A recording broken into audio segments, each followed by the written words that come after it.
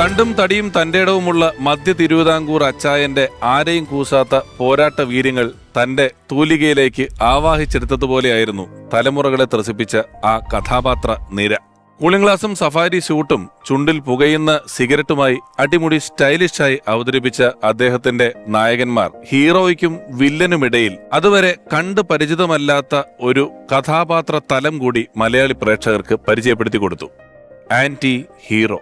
G കൃഷ്ണമൂർത്തിയും Vincent ഗോമസും കുട്ടപ്പായിയും കുഞ്ഞച്ചനും കണ്ണൻ നായരും രവിവർമ്മയും ടോണി കുരിശെങ്കിലും അടങ്ങുന്ന എത്രയോ ഉശിരൻ കഥാപാത്രങ്ങളെ കൊട്ടകയിലേക്ക് ഇറക്കിവിട്ട ഒരു എഴുത്തുകാരൻ. മലയാള സിനിമയിലെ എക്കാലത്തെയും മഹാനടന്മാരെ താരസിംഹാസനത്തിലേക്ക് പ്രതിഷ്ഠിച്ച തൂലികയ്ക്ക് ഉടമ.